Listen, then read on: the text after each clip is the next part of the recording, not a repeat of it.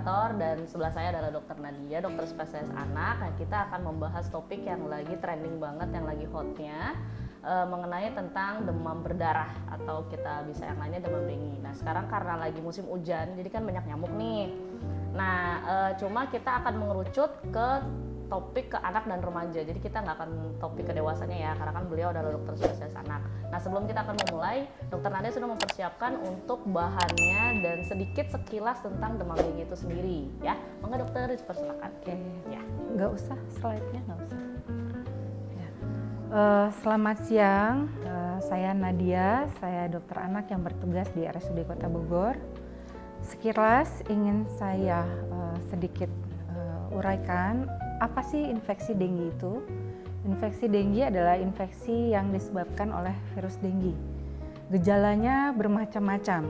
Menurut pembagiannya kita bagi menjadi infeksi dengue tanpa gejala warning sign. Kemudian kita bagi lagi dengan dengue with warning sign dan severe dengue.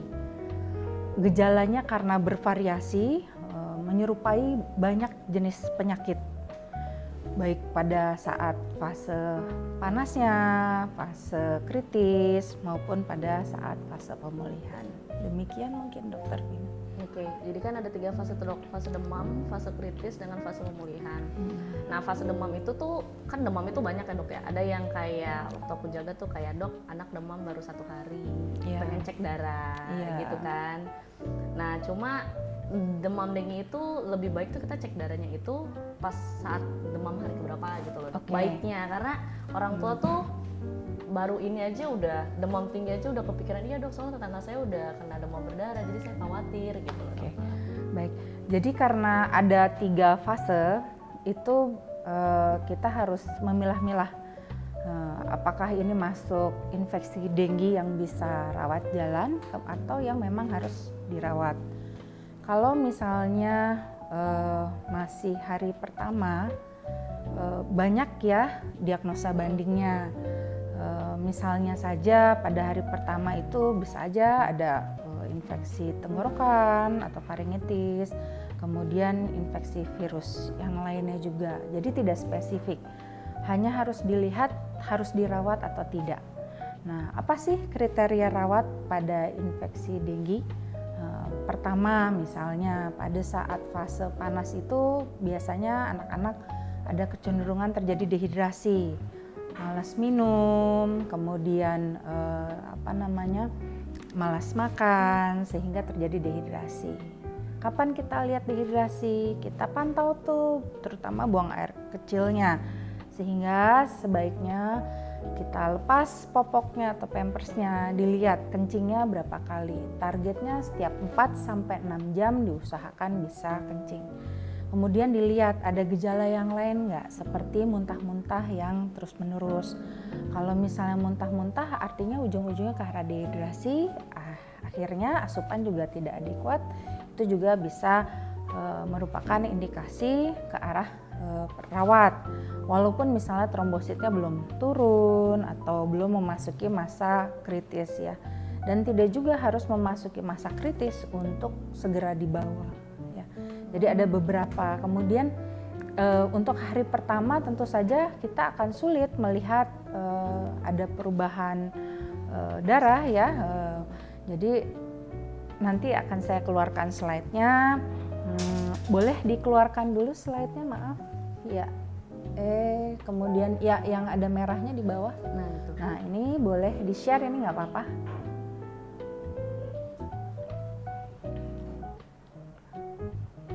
Oke, ya.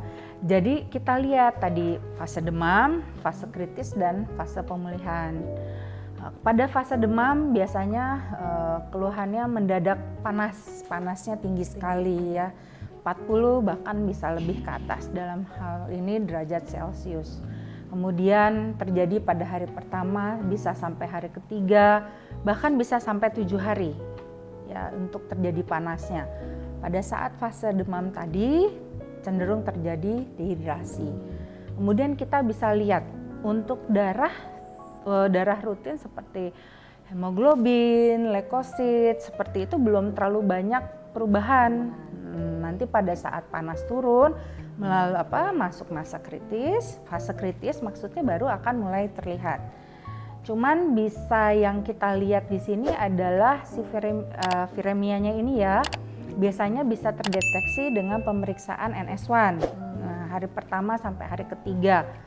Bahkan ada yang bisa sampai hari kelima. Kemudian untuk serologi dengginya lagi untuk memastikan anak kita denggi atau bukan bisa melihat di hari kelima ke atas ya. Tapi ada yang mengatakan di atas 6 hari itu baru terdeteksi 93%. Jadi masih ada 7% yang mungkin tidak hasilnya masih negatif. Kemudian ada yang sampai mengatakan di atas 8 sampai 10 hari ke atas baru ke arah 98%. Bisa saja 2%-nya tidak terdeteksi ya. Jadi pemeriksaan darahnya ini sangat-sangat tricky banget ya. Jadi kita nggak bisa NS1 anak kita negatif berarti aman bukan denggi.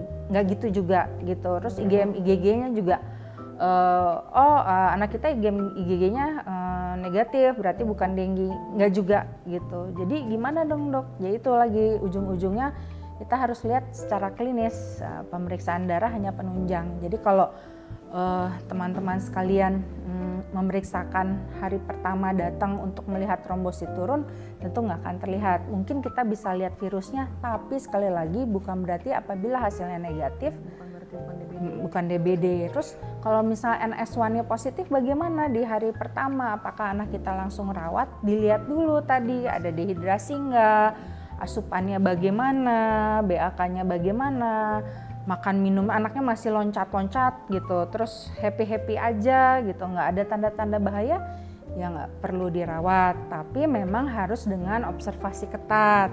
Kita edukasi warning sign. Apa tuh warning sign? Boleh maju berikutnya ke arah warning sign. Next. Oke, next lagi. Oke, ini ya. Keluhannya apa nih? Tadi kalau ada muntah-muntahnya seperti apa? Yang terus menerus. Seperti apa sih terus menerus itu? Lebih dari 3 kali dalam 12 jam gitu. Terus begitu minum muntah ya. Mau obat apapun nggak bisa. Nah itu mungkin harus segera dibawa. Walaupun dok trombositnya masih normal, nggak masalah karena dia sudah ada warning sign. Di kita itu panas yang mendadak itu sekitar 30-50% bisa hampir dipastikan denggi. Karena kita memang daerah endemi gitu. Yang terbanyak dulu dipikirkan itu ya. Kemudian apa? Warning sign lain, ada nyeri perut atau nyeri tekan. Seperti apa? Itu terus menerus nyeri perutnya dan mengganggu aktivitas. Yang tadinya anaknya pecicilan, bisa lompat-lompat, ini sampai diam gitu ya. Kemudian gelisah ya. Kesadarannya menurun. Ya itu tadi biasanya dia loncat-loncat, dia lebih sering tidur, terus gampang emosi, gelisah lah ya, intinya rungsing orang bilang ya. Kemudian ada perdarahan seperti mimisan, gusi berdarah, terus bintik-bintik merah atau teki itu pun kalau ada ya. Kemudian bisa terjadi peningkatan pembesaran hati, kemudian adanya sesek, bengkak di mata, bengkak di perut, yang itu sebenarnya merupakan gejala bahaya. Nggak perlu diinfus dulu kok perutnya udah kenceng ya gitu, hati-hati. Kemudian yang terakhir yang membahayakan yaitu kalau misalnya ditemukan adanya badan dingin. Badan dingin, kaki tangan dingin kayak es gitu ya, basah gitu, itu harus secepatnya. Walaupun anak masih kelihatan sadar, itu bedanya mungkin dengan bahaya penyakit lain. Pada denggi, anak yang sadarnya masih penuh, dia sudah masuk, bisa saja sudah masuk ke masa kritis ya. Oke, kemudian untuk darah kan nanti ada pemeriksaannya. Nah, jadi teman-teman kan udah pada tahu tuh ya, dokter Nadia tuh udah jelasin, jadi DBD itu tuh yang paling penting adalah kita ke klinisnya. yang klinisnya itu tadi lebih ke warning sign-nya teman-teman. Nah cuma memang jadi buat para orang tua dan buat tante-tante dan umumnya atau saudara-saudaranya ya jangan keburu panik dulu kalau misalkan anak demam tinggi baru hari pertama atau baru berapa jam. Nanti kita evaluasi dulu. Cuma memang ya dok ya, namanya juga anak kecil kan dok. Ya pasti namanya juga bocah. Kalau lagi sakit pasti nggak nafsu gitu kan dok. Pasti nggak nafsu makan, rewel dan segala macam. Tapi kita selain lihat itu paling kita akan edukasi, kita akan tanyakan pipisnya gimana. Kalau misalkan dia memang nafsu makannya menurun, tapi kalau dia pipisnya masih banyak, masih bagus, itu belum ada mulai tanda dehidrasi yang ini kan dok? Ya intinya dehidrasi pun ada yang ringan, ada yang berat gitu kan ya dok, sampai dengan berat. Dilihat berat lah kita. Ya memungkinkan tidak untuk rawat jalan gitu. Kalau misalnya belum ada dehidrasi tapi dia muntahnya terus menerus tadi kan obat juga nggak bisa masuk, asupan ya apapun penyakitnya gitu. Kemudian kalau gejala lain misalnya kalau ada kejang pertama kali gitu ya, panas tinggi, ya itu indikasi. Oh iya, ada beberapa kondisi juga misalnya trombosit masih di atas 100.000, anaknya masih aktif ya, tapi dia misalnya punya gangguan kelainan darah. Kemudian dia punya kelainan darah misalnya apa sih, kayak talasemi, kemudian anemia hemolitik, kemudian dia ada penyakit lainnya ya dok, misalnya Down syndrome atau obes ya, jangan lupa obes atau overweight ya. Ini seringkali kita sulit melihat dehidrasinya atau tanda bahayanya, dan pada saat datang pun kita akan mengalami permasalahan untuk pemasangan akses infusnya. Ya, jadi pasien obes serta beberapa anak dengan permasalahan penyakit jantung bawaan juga salah satunya, tidak perlu sampai muncul tanda bahaya apabila memang sudah ada penurunan trombosit gitu ya, asupan mulai berkurang, belum terjadi dehidrasi, sebaiknya dirawat ya, karena progresnya menjadi berat itu ya tidak sulit ya. Dan apalagi tuh yang indikasi rawat, misalnya favoritnya misalnya rumahnya di RSUD kota misalnya ya, jaraknya misalnya di mana, rumahnya di Cigudeg ya atau daerah ujung misalnya ya, Jasinga sana gitu misalnya, fans di sini nggak mungkin kan kita nyuruh dia pulang gitu kan, ya sebaiknya dirawat. Jadi ada beberapa di luar dari gejala itu, apabila tidak memungkinkan untuk tiap hari datang untuk pemeriksaan laboratorium dan gejala, atau misalnya anak kosan gitu masih di bawah 18 tahun, dia tinggal sendiri, itu juga salah satu indikasi untuk sebaiknya dirawat, karena tidak mungkin untuk pemantauan berkala gitu. Kan bisa di puskesmas dok, harus jauh-jauh. Iya, nggak harus gitu. Misalnya kan tadi bilangnya fansnya misalnya. Tempat favorit ya, iya sih. Oke. Nah terus ada yang ini dok, kan demam dengue kan infeksi, berarti kan ada proses penularannya dok. Cara penularan si infeksi dengue itu gimana dok? Oke, penularan infeksi dengue melalui nyamuk apa ya, namanya? Nyamuk apapun atau enggak, ada nyamuk khusus Aedes nyamuk? ya, Aedes aegypti. Oke, dia itu memang tempatnya untuk berkembang biaknya ya, si virus dengue ini. Jadi gitu. maksudnya tuh misalkan aku tertular DBD nih dok, lagi infeksi DBD, nah si nyamuknya itu tuh nemplok di aku, ambil darah dulu, ya kan, nyedot, terus udah gitu ngasih ke dokter. Jadi atau gini, gimana? Jadi ada prosesnya, nggak langsung tiba-tiba sekitar langsung kena semua gitu ya. Jadi begitu si nyamuk butuh darah untuk mematangkan telurnya, dia melalui proses dulu sekian hari, 8 hari kalau nggak salah inkubasinya, kemudian barulah muncul si virus itu. Itu pun dia harus ngisep di masanya viremia ya, masa penularan, jadi fase demam itu gitu. Misalnya kamu nih Pin, demam misalnya, demam dengue, belum tahu kan, baru panas awal-awal, belum cek soalnya, terus diiseplah darahmu, kemudian si virus itu akan bereplikasi dulu di dalam si nyamuk dengginya, kemudian baru bisa mengeluarkan si virus itu, kemudian dia akan misalnya mengenai nusuk atau apa.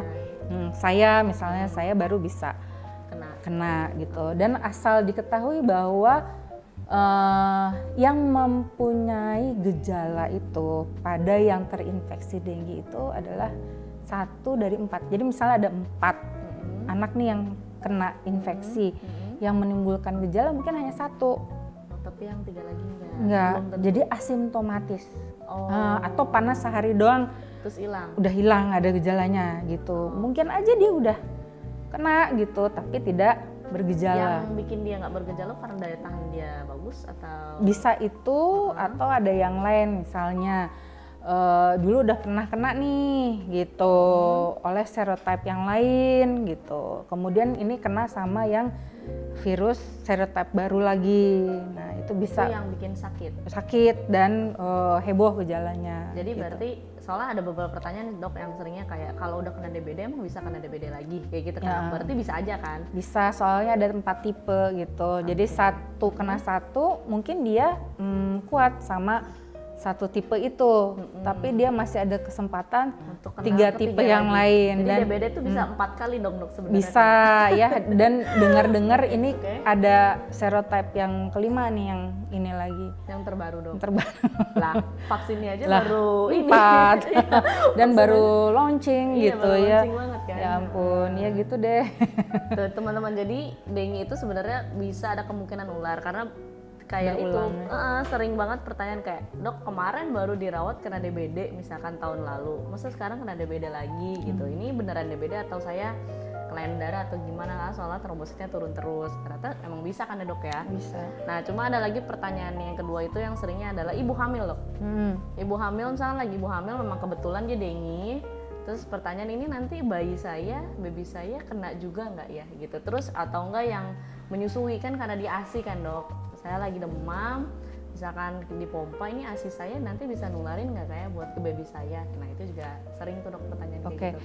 Yang paling singkat jawabannya adalah ibu menyusui. Ya kena denggi. Lanjutkan ya ASI-nya, tidak boleh di stop gitu. Karena belum sampai saat ini belum ada bukti menular melalui ASI. Tetap lewat si nyamuk itu kan dok? Iya.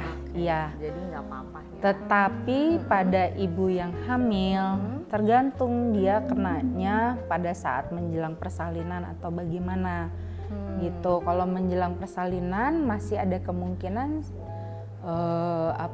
bayinya kena denggi gitu. Dan tapi masa inkubasinya nggak tahu yang berapa lama. Paling lama kan bahkan bisa ada yang sampai 2 minggu. Itu observasi ketat, seketat-ketatnya karena bayi baru lahir itu gejalanya tuh untuk infeksi denggi agak sulit gitu menilainya. Mana kita tahu dia ada keluhan misalnya, kita pulangkan nggak mungkin observasi 2 minggu misalnya di rumah sakit apa keluarga di rumah bagaimana ya, ini panjang lah ceritanya. Tapi yang saya tekankan tentu bisa. Tapi untuk resiko si bayinya sendiri pada ibu yang hamil, bayinya bisa kecil lahirnya, kemudian bisa terjadi prematuritas, kemudian bahkan bisa sampai meninggal gitu ya. Itu ya teman-teman. Terus tadi siklus DBD sih udah, yang terkena udah. Nah kan tadi kan dari rawat nih dok, kan kalau yang indikasi rawatnya kan tadi udah sama dokter. Nah misalkan dari beberapa keluarga atau enggak ya orang tua juga lah, pasti kayak dok pantangannya atau ini anak saya tuh atau ini harus makan minum apa supaya trombositnya naik atau enggak biar imunnya kuat. Itu sering banget tuh kayak jus jambu tuh kan dok kadang. Terus udah gitu ini juga nih Pocari salah satu termasuk kan kalau nggak salah, minum Pocari yang banyak biar makin fit gitu. Redoxon kadang kita main sebutin nama. Cuma itu tuh pertanyaan yang paling sering, harus makan ini. Ada yang bilang bebas makannya, yang penting kamu bisa makan kayak gitu. Atau sebenarnya ada pantangan atau gimana dok dari saran dokter makan minum? Sebenarnya di Kemenkes sudah ini ya membuat suatu panduan Boleh dibuka slide-nya, maaf. Coba slide lagi. Di bawahnya, Paling bawah apa gimana? bawah lagi ada nggak? Bawah lagi, bawah lagi, bawah lagi. Tadi atas, sorry, mana, ada nggak ya? Itu bukan. Itu tata laksana pasien rawat jalan. Boleh dibuka, punten. Oke. Oke, jadi bukan yang ini. Next ini. Apa nih? Ya, Ini pasien kayaknya. di Yuk rumah. buka yuk. Udah dibuka. Buka. Oke, nah ini nih PNPK dari Kemenkes, ada petunjuk perawatan pasien dengue di rumah. Jadi sewaktu-waktu apabila kasus DBD peningkatannya luar biasa, kita harus bisa memilah-milah mana yang harus dirawat, mana yang bisa rawat jalan. Tapi rawat jalan tentu dengan pemantauan. Dikatakan di situ harus tetap di follow up oleh tenaga kesehatan. Nah, itu tadi Dokter Pina bilang dari puskesmas atau apa ya, bahkan ada formulir Dok untuk pemantauannya. Gitu. Nah, belum harus dirawat bila bisa dilakukan itu tirah baring adekuat, ya minum lebih dari 5 gelas untuk remaja, susu, jus buah, cairan elektronik isotonik. Di sini sih dia bilang oralit ya, sama air beras atau jewawut ya.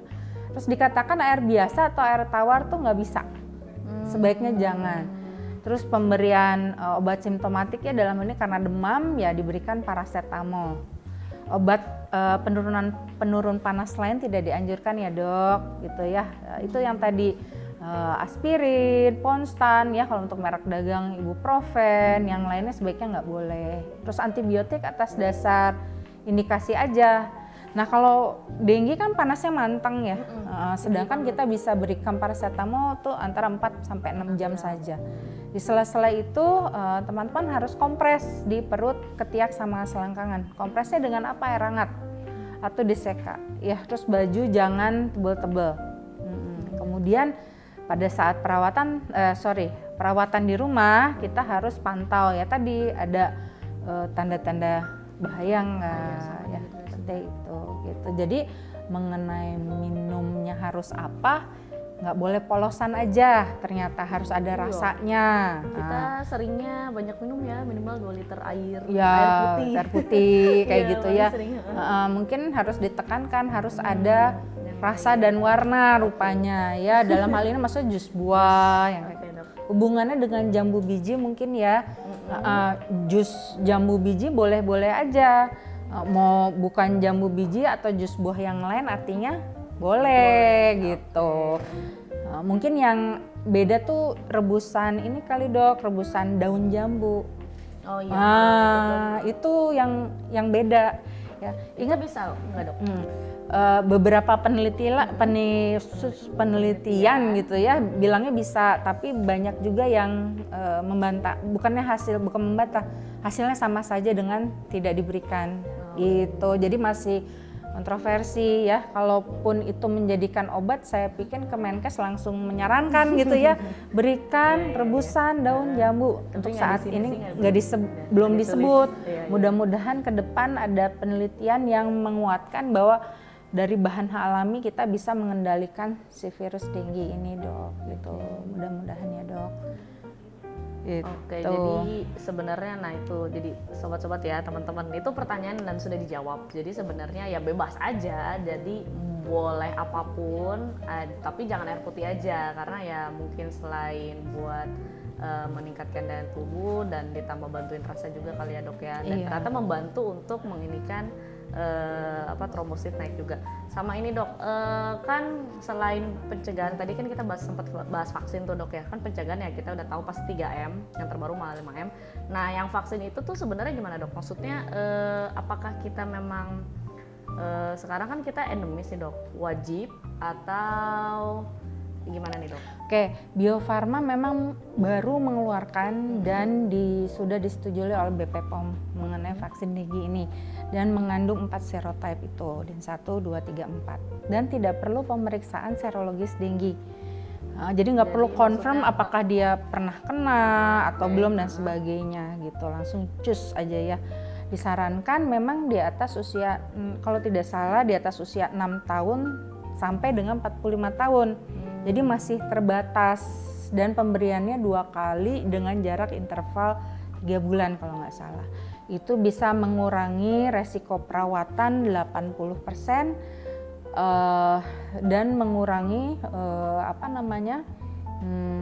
menjadi berat kalau nggak salah sekitar 90%. Saya lupa deh. Berarti bagus ya dok sebenarnya. Ya, tapi memang belum menjadi program dari pemerintah. Pemerintah yang gitu. kewajiban yang 5 dasar itu ya dok, yang Iya, masih yang 5 dasar aja masih belum. Ini. Masih bolong, apalagi. Baiklah. Tapi ya kalau memang maksudnya kita ya ada orang tua yang mampu dan bisa juga untuk ini ya. Ya mungkin mempertimbangkan gitu bisa ya. kan dok ya.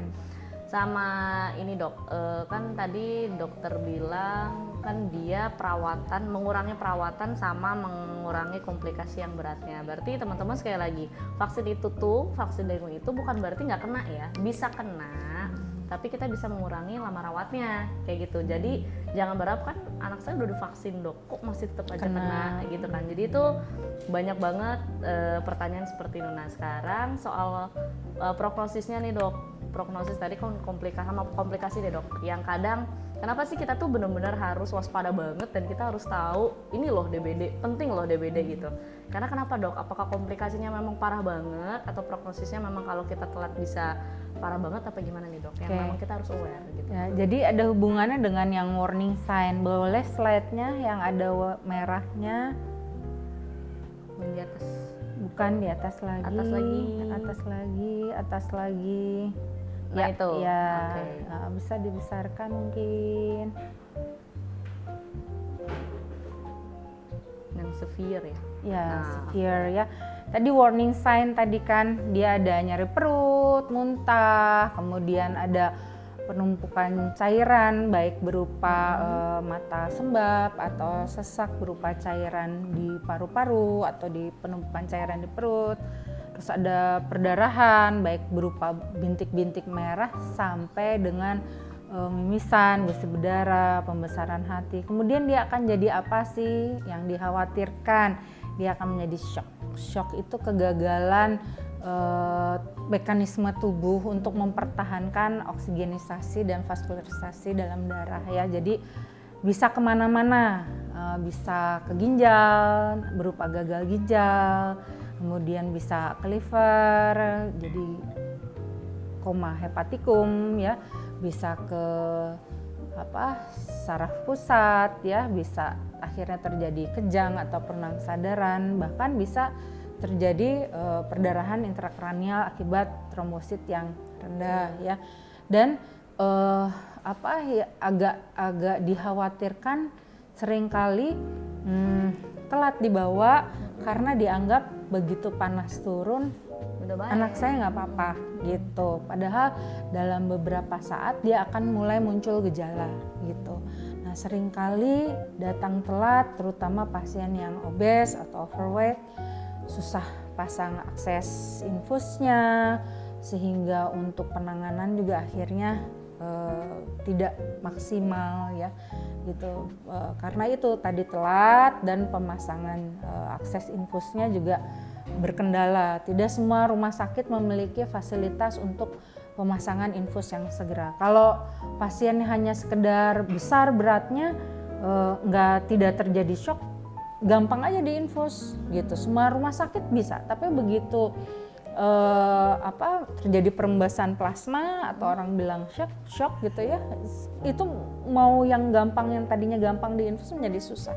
Bahkan sampai dilakukan juga iya nggak itu, sehingga dilakukanlah pemasangan akses sentral, bisa dari daerah leher atau daerah selangkangan gitu ya, untuk cepat mendapatkan terapi yang maksimal gitu, bukan tanpa resiko, apalagi dengan trombosit yang sudah turun, resiko perdarahan di tempat pemasangan ya. Jadi ya lebih baik mencegah lah ya gitu, bukan berarti mencegah panas sehari langsung pengen dirawat. Nah, dilihat dulu kondisinya, kalau memang tidak memungkinkan mau hari rawat 1, kedua memang harus dirawat, ada muncul warning sign ya rawat gitu. Tapi kalau bagus-bagus aja, takut karena panas saja atau trombositnya sedikit turun langsung dirawat, ya masih bisa rawat jalan. Asal kita tetap pantau dan memungkinkan aksesnya gitu untuk bisa segera ke rumah sakit. Oke, siap. Oke, sobat-sobat, segitu dulu kayaknya cukup. Nah, soalnya ini pertanyaan kayaknya cukup banyak ya, cukup penasaran. Jadi kita langsung ke topik pertanyaan aja ya, Dok ya.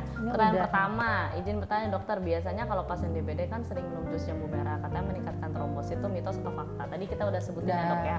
Ternyata tuh bisa gitu, jus apapun ya, nggak cuma jus jambu merah. Next aja ya. Ya. Terus Assalamualaikum dokter, mau tanya dok, kalau kasus DBD untuk proses terapi cairan menggunakan Pocari Sweat boleh nggak ya dok? Terima kasih.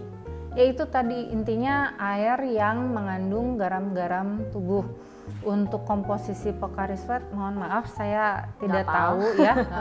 Tetapi yang disarankan dari Kemenkes salah satunya adalah Oralit gitu. Jadi intinya jus buah dengan Oralit yang tadi mungkin maksudnya bukan meningkatkan trombosit dok. Ingin elektrolit Ya, menjaga supaya tidak terjadi dehidrasi. Kalau air putih saja itu tidak menggarung garam-garam tubuh sehingga tidak terjaga.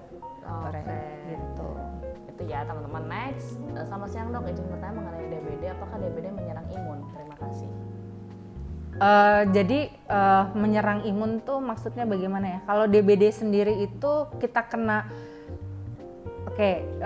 awam itu DBD itu apa? Infeksi denggi kah gitu. Kalau kita kan DBD itu DHF ya, denggi dengan warning sign gitu. Jelas imun kita pada saat kena denggi itu lagi sangat-sangat turun sekali gitu. Kayaknya kalau lagi sakit apapun pasti imun turun. Imun kan, turun dok? gitu. Terutama denggi sih dok. Karena pada saat kita recovery itu kadang-kadang butuh sampai 2 minggu bahkan 1 bulan supaya imun kita bisa kembali seperti semula. lagi, Iya gitu. Tapi bukan ke autoimun ya dok ini? Bukan autoimun bukan maksudnya. autoimun ya teman-teman ya. Oke. Tapi pasti bisa menyerang imunnya gitu. Serang imunnya. Oke, yang pertanyaan keempat, selamat siang dokter, mau tanya untuk membedakan antara DBD dengan gejala malaria dok, lebih berbahaya yang mana ya? Wah ini sih topiknya beda ya dok. Yang satu Ya, infeksi virus. denggi, Tapi boleh. denggi itu panasnya manteng ya gitu, nggak ada fase turunnya. Kalau malaria itu ada masa dia panas, kemudian ada masa menggigil gitu ya. Kemudian gejalanya juga beda dan daerahnya juga beda gitu. Terus lebih bahaya yang mana? Semua infeksi bahaya. Semua Dan infeksi sama-sama bahaya. bisa mematikan ya dok. Ya. Komplikasi juga bisa. Cuma Mending nggak usah kena. Nggak usah kena. Cuma memang mungkin kalau untuk gejala malaria lebih seringnya kalau kita akan mempertanyakan udah sempet keluar Jalan-jalan kota, jalan-jalan kemana. ke daerah mana enggak gitu. Karena kan kita, ya puji Tuhannya Jawa Barat bukan daerah endemis malaria dok ya. Lebih ke arah timur sana. Jadi Maluku, Papua, Sulawesi ke sana yang memang daerah endemis malaria. Jadi kecuali kalau misalkan dari keluarga atau teman-teman yang bawa kebetulan demam, kita bingung nih ke arah mana. Tapi oh iya kemarin habis jalan-jalan nih ke Papua, pulang-pulang demam, mungkin itu bisa ke arah malaria. Dan jangan lupa kasih tahu ke dokternya. Dok, habis jalan-jalan. Ya, biar kita bisa bandingin ya dok ya. Oke, karena obatnya nggak ada ya dok kan ya? Apa? Malaria? Ada tuh. Ada nggak? Maksudnya di Jawa Barat kayak jarang ya? Obat ada, bisa dikondisikan ada. Oke, berarti aman. Terus yang kelima, dok mau tanya makanan dan minuman apa yang bisa dikonsumsi? Tadi udah ya. Bagaimana cara mencegah agar tidak terkena DBD? Tadi udah juga ya dok ya. Oke. Bisa vaksin atau yang 3M gitu. Tapi Iya. mungkin dokter jelasin 3M-nya deh. Oke, boleh slide terakhir. Boleh slide terakhir. Paling bawah. Ada plus dok sekarang itu gitu. Jadi menguras tempat penampungan air, menutupnya, mendaur ulang berbagai barang yang berpotensi menjadi tempat kembang biaknya si nyamuk itu. Terus poin plusnya tuh apa? Yang banyak itu ya. Yang banyak itu, aduh 9, aku nggak hafal ya. Oke. Menanam tanaman yang dapat menangkal nyamuk ya, kemudian memeriksa tempat yang digunakan untuk penampungan air secara rutin, memelihara ikan pemakan jentik nyamuk, menggunakan racun anti nyamuk, memasang kawat kaca pada jendela dan ventilasi, dan sebagainya sampai poin 9. Gitu. Oke. Jadi pencegahannya itu ya teman-teman, maksudnya ini tuh sebenarnya hal sederhana sih, sederhana banget ya dok ya, sederhana banget ya. Tadi kan kita balikin lagi ke dia proses penularan itu karena nyamuk loh. Nah jadi kita selain kita sembuhkan juga pasiennya supaya tidak terinfeksi, tapi kita juga harus memutuskan rantai si penyebarannya kayak gitu. Nah memutuskan itu tuh dengan cara 3M itu tuh dengan poin plus ya. Next ke pertanyaan lagi, kayaknya ada terakhir ya. Satu lagi di kayaknya. Apa? Masih ada? Ih banyak dok. Masih banyak, masih penasaran orang. Aduh, tapi waktu gimana nih? Masih dilanjut? Masih bisa? Apa gimana? Oh satu lagi. Terakhir Satu ya. lagi. Soalnya emang sepenasaran itu kayak, dok, adakah ruang khusus yang muncul saat TBD? No, tidak spesifik. Makanya boleh slide. Nah, coba slide diagnosa lagi. banding, denggi atas. Kayaknya yang gambar-gambar itu dah. Atas. Mana dok? Ini nih. Oke, dibesarin bisa nggak? Oke. Jadi denggi itu sebenarnya seperti 1000 wajah ya. Pada fase apa bisa menyerupai apa aja. Gejalanya kan flu-like syndrome, demam dengan ruam, ada diare bahkan konstipasi. Kalau panasnya terlalu tinggi dia bisa jadi kejang ya. Kejangnya apa? Karena apa? Untuk demam dengan ruam atau res ya atau ruam merah gitu, kita bisa diagnosa banding ini rubella, campak, demam skarlatina, infeksi meningokokus, chikungunya bahkan atau reaksi obat, alergi atau apa gitu. Jadi masih mungkin diagnosa bandingnya tuh mungkin. Jadi kalau begitu hari pertama datang dengan ruam gitu, wah DBD nih, belum tentu gitu. Yang penting perlu dirawat nggak gitu kan, perlu dirawat nggak gitu. Terus harus segera tahu nggak gitu. Ya kalau misalnya mau periksa NS1 ya tadi sekali lagi boleh-boleh aja, cek aja, kemudian darah rutin ya boleh-boleh aja. Cuman kalau periksa mau nyari trombosit atau kekentalan darah di hari pertama enggak ya gitu, kecuali dehidrasi, hematokritnya akan meningkat. Untuk NS1 sekali lagi NS1 negatif bukan berarti dia tidak DBD. Iya gitu. Jadi itu tadi jawabannya, diagnosa bandingnya banyak, dilihat di sekitar kita lagi ada apa gitu. Ya. Kecuali kalau misalkan dia ada ruam, terus ternyata pemeriksaan penunjangnya juga kebetulan menunjang nih dok, kebetulan memang trombositnya juga turun, terus ada kayak bintik-bintik merahnya, ya mungkin bisa ke arah sana kan ya dok ya? Ya Bisa mungkin jadi, bukan kan? denggi aja, Iya. probable gitu ya, mungkin denggi gitu. Nanti kita pun observasi gitu. Dengan klinis yang Iya, chikungunya juga masih mungkin kan gitu, iya, dengan trombositnya yang trombosit turun peringan ya, gitu. Tapi nggak terlalu heboh gejalanya kayak denggi. gitu ya teman-teman. Udah, ada lagi nggak kira-kira mau nanya? Cukup? Oke dok, ternyata alhamdulillah sudah selesai dengan beberapa pertanyaan yang cukup oke.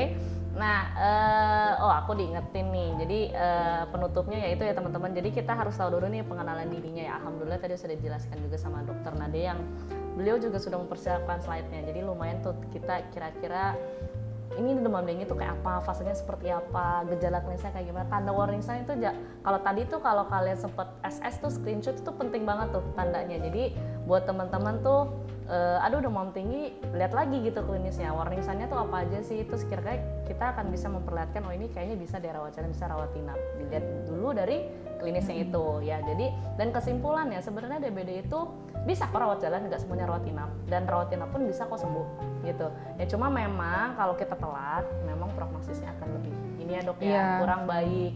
Dan pencegahannya selain dari 3M kita juga bisa vaksin, memang kalau memang dari keluarga atau dari teman-teman mampu untuk dan ada kesempatan untuk vaksin, mah nggak vaksin saja, kenapa tidak gitu ya. Nah terus aku diingetin lagi nih untuk jadwal dokter. Jadi kalau misalkan teman-teman ingin konsultasi kepada dokter jadwalnya di hari apa aja dok? Di sini aja, jadi rumah sakit lain. Sini, apa ya? Tiap pagi ya?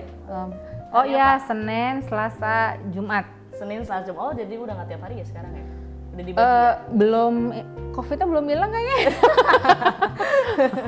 Senin, Selasa, Dulu Jumat kan pagi ada ya Dok? jadwal. Dari jam? Ya itulah gimana ya jamnya ya. Kalau standar ya, kalau di RSUD Kota Bogor kan praktek selalu pagi. Lalu pagi. Senin, Selasa, Jumat hanya pembagian poli, tapi setiap hari selalu Selalu standby. standby. Ya mengenai jam nanti bisa dikonfirmasi melalui pendaftaran. Kita ada pendaftaran online ya. Apa sih namanya, aplikasi apa? Palma. Palma ya. Iya. Jadi yang katanya harus ngantri panjang gitu kan ya, yang harus berjubel juga nggak sekarang ya. Jadi ada aplikasi namanya Palma gitu ya. Dan itu bisa menghemat waktu, terus tahu sedang cuti atau tidak dokternya, sehingga mengurangi ya H-1 biasanya sudah ada kabar dokternya cuti atau enggak. Jadi tidak nggak perlu datang sia-sia lah gitu Dan istilahnya. subuh-subuh. Nggak ada, sekarang silakan daftar dengan online. Oke tuh, Dokter Nadia sudah mempromosikan Palma loh, luar biasa. Gitu ya. Jadi kalau teman-teman nih ternyata kayaknya senang atau cocok mendengar edukasi dan podcast hari ini dengan Dokter Nadia, nanti kalau misalkan izin mau berkonsultasi, anak itu topiknya menarik ya. Maksudnya nggak cuma kita konsultasi kepada anak yang sakit kan, dokter juga anak yang sehat nggak apa-apa kan, kita saling konsultasi kan. Jadi ke Dokter Nadia juga bebas kok, nggak harus anak yang sakit. Tadi setiap hari Senin, Selasa, sama Jumat. Jadi kalau kalau keluarga ingin berkonsultasi dengan Dokter Nadia, jangan lupa 3 hari itu ya di minggu itu. Terus jangan lupa, karena waktu udah habis juga, jangan lupa teman-teman harus like dan subscribe RSUD Kota Bogor Daily ya, ada dailynya gitu. Itu YouTube kita. Di situ banyak podcast yang lain dan edukasi dan maksudnya video-video yang benar-benar bermanfaat untuk kalian semua. Jadi nggak cuma topik aku aja loh, banyak topik yang lain. Jadi kalau misalnya kalian kebetulan penasaran dengan penyakit apa, kebetulan ada, ya klik aja nonton, kan gratis lagi kan, nggak ada masalah dengan hal itu. Ya nggak teman-teman? Ya dong. Apa? Request juga bisa di kolom nih, komentar boleh. Nanti habis itu mau kolomnya apa dengan Dokter Nadia gitu, mau topik apa boleh. Gitu kan? boleh banget. Ya udah, mungkin itu aja kali ya teman-teman ya. Ini juga waktunya udah habis, udah mepet, dan aku berterima kasih buat Dokter Nadia buat kesempatannya. Makasih juga buat teman-teman udah nyiapin ini semua. Kita semua izin pamit ya. Terima kasih. Nanti see you di next podcast berikutnya. Dah.